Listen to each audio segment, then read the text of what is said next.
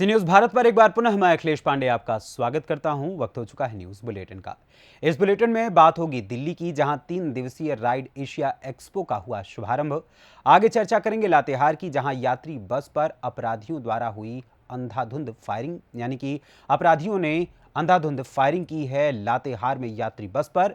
इसके अलावा बात करेंगे महाराष्ट्र के संभाजी नगर की, जहां कन्नड़ तालुका में चुनावी क्षेत्र के लिए तालुका के सभी सहकारी क्षेत्र के अधिकारियों की हुई बैठक। और भी तमाम खबरों पर आइए करते हैं विस्तार से चर्चा। खबर दिल्ली से, जो साइकिल और इलेक्ट्रॉनिक वाहन की दुनिया में नवीनतम उत्पादों एवं तकनीकी जानकारी के साथ राइड एशिया एक्सपो का 5वें संस्करण का उद्घाटन आज नई दिल्ली के प्रगति मैदान में किया गया, जो कि 19 से 21 अप्रैल तक चलने वाले इस एक्सपो में पूरे एशिया से साइकिल, इलेक्ट्रिक वाहन उद्योग से जुड़े पेशेवर शामिल हुए। इस मौके पर मुख्य अतिथि डॉक्टर रजनीश उपस्थित रहे। इस एक्सपो में 300 से अधिक प्रदर्शकों, 2000 से अधिक ब्रांड, 10,000 से अधिक डीलर और वितरक शामिल हुए और लगभग 6500 अधिक उत्पादों एवं सेवाओं का प्रदर्शन किया जाएगा। 3 दिवसीय इस एक्सपो में e scooter, e bike, charging technology, lithium iron battery, golf cart, electronic वाहन के पुर्जे और लाइटिंग उपकरण सहित साइकिल और इलेक्ट्रॉनिक वाहनों का प्रदर्शन किया जाएगा। दिल्ली से सीनियर संवाददाता दीपक सिंह की रिपोर्ट। खबर गिरिडीह से, जहां 2 मोटरसाइकिल की आपस में जोरदार टक्कर में एक बैंक कर्मी की मौत हो गई। नशे में धुत 2 युवक घायल अवस्था में भागने में सफल रहे। मामले की सूचना मिलते ही बेंगाबाद थाना पुलिस के द्वारा शव को पोस्टमार्टम के लिए गिरिडीह भेजकर परिजनों को घटना की सूचना दी गई। प्रत्यक्षदर्शी के अनुसार पता चला कि मृतक यूनियन बैंक में सहायक प्रबंधक के पद पर दुमकी जिले में बाबूपाड़ा शाखा में कार्यरत थे और मृतक का नाम राम प्रसाद सिंह है, जो बिहार के जिला जमुई ग्राम बिराजपुर के रहने वाले थे। दूसरी ओर परिजनों ने बताया कि पिछले 1 साल से मृतक राम प्रसाद सिंह दुमका से पहले गिरिडीह जिले के चप्पूपाडिया शाखा में सेवारत थे। बेंगाबाद पुलिस की सूचना पर परिजनों व गिरिडीह यूनियन बैंक के सभी कर्मी गिरिडीह सदर अस्पताल पहुंचे, जहां मृतक की पत्नी का रो रो कर बुरा हाल था। मेरा नाम अशोक कुमार पांडे हुआ, ठीक है। हम दोनों एक ही गांव के रहने वाले हैं। दोनों आदमी सुबह 7 बजे हम लोग वोट दे करके और चुनाव में वहाँ से चले। वो आदमी गिरिडीह के लिए निकले और हम पटना के लिए निकल रहे थे। तो बोले बहुत ज़रूरी हमको काम है, गिरिडीह जा रहे हैं। और वो वहाँ से 7:30 बजे निकले और 9:30 बजे एक्सीडेंट का न्यूज़ हमको मिला।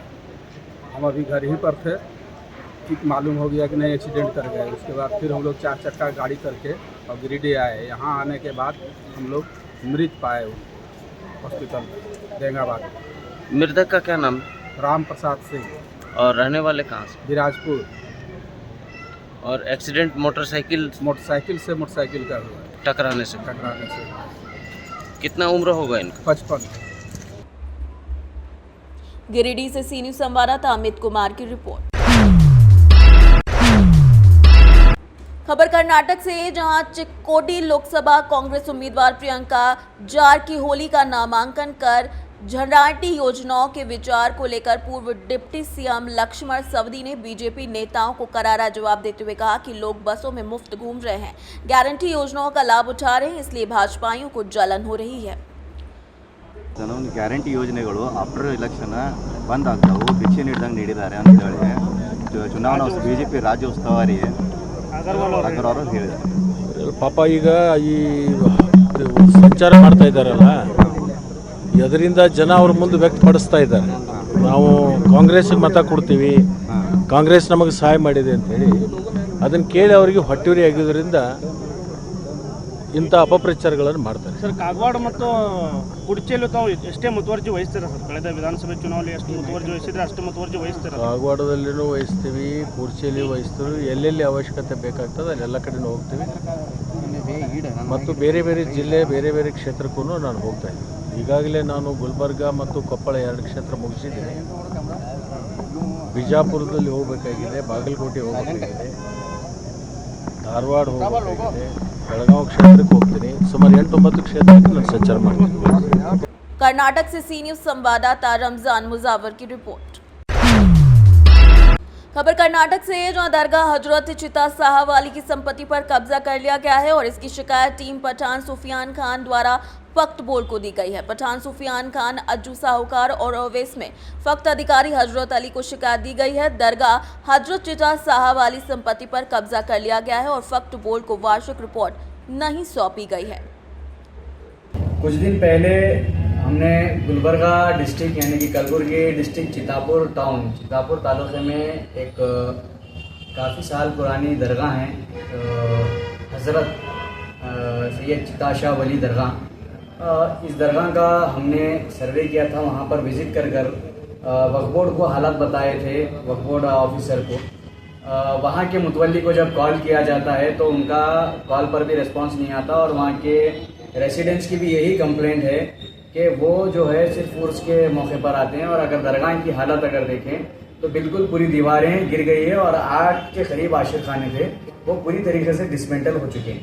तो दरगाह का आप एंट्रेंस से लेके जहाँ तक भी देखेंगे पूरी तरीके से दरगाह की जो हालत है वो खासा हालत है। कब्रस्तान में खबरों के ऊपर शराब की बोतलें पाई गई है और जहाँ पर जो छिल्ला है वो खबरों पे झाड़ आ चुके हैं। कर्नाटक के कलबुर्गी से सीनियर संवाददाता इमरान खान की रिपोर्ट। खबर लातेहार से, जहां जिले में एक और लोकसभा चुनाव को शांतिपूर्ण भयमुक्त वातावरण में संपन्न कराए जाने का पुलिस दम भर रही है। वहीं ढलती शाम यात्रियों से भरी राजा साहेब नामक बस में आधा दर्जन के करीब हथियारबंद अज्ञात अपराधियों द्वारा हमला कर फायरिंग करने का सनसनीखेज मामला प्रकाश में आया है।